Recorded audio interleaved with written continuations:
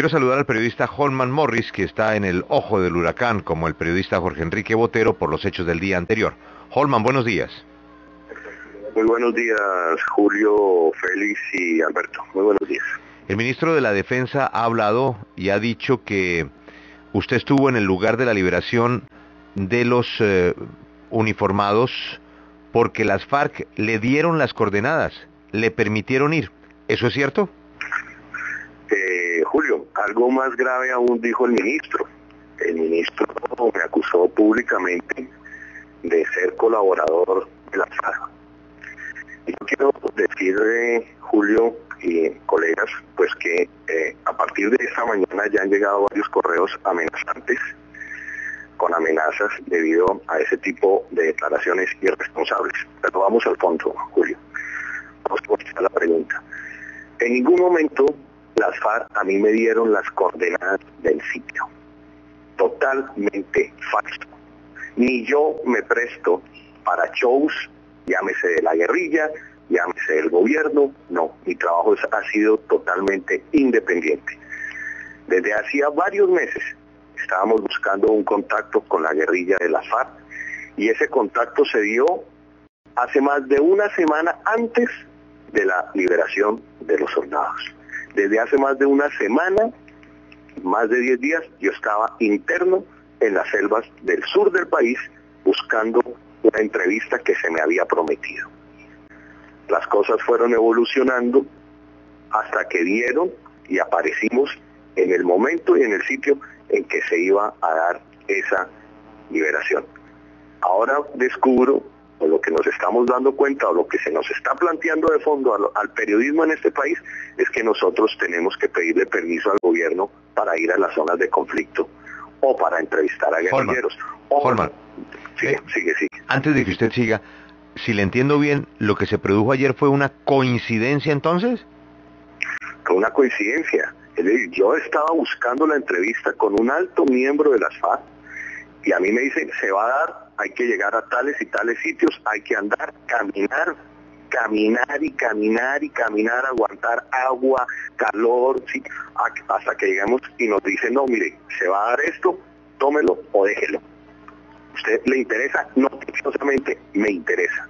Y para el documental, cuyo fin era la entrevista que estamos buscando, nos interesa bastante el tema, porque el tema de fondo era el secuestro, y es el secuestro. Holman, pero la entrevista finalmente no se dio. La entrevista final no se da, se nos promete una cosa, se nos promete la otra, y vemos que nos están moviendo hasta que llegamos a un sitio y nos dicen, y vamos escuchando por las noticias, por lo poco que entra de noticias a la zona, que la liberación se había postergado, que una cosa y la otra, porque recuerden que la liberación de estos soldados sufre una primera postergación, estaba programada para hace unos días y después se alarga. Entonces, dime. ¿En qué sustenta el ministro Santos relacionarlo a usted como periodista cercano a las FARC, por decirlo de alguna manera? Mira, no lo sé, Julio, no lo sé en qué lo sustenta, pero vale la pena recordar varios hechos, Julio. El señor ministro Santos, en la campaña presidencial del presidente Álvaro Uribe, con las mismas mentiras, sin fundamentos, acusó al doctor Rafael Pardo de tener vínculos y de tener contactos con la FARC, cosa que resultó totalmente falsa. Y así ha venido haciendo con la doctora Piedad Córdoba.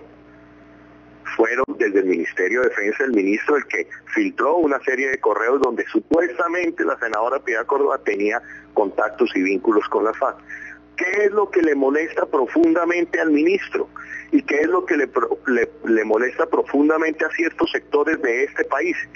Que en este país haya periodistas, como haya senadores, como haya líderes de opinión, que estemos hablando de paz. Y para hablar de paz, pues tenemos que pasar primero por reconocer la existencia de un conflicto armado en este país.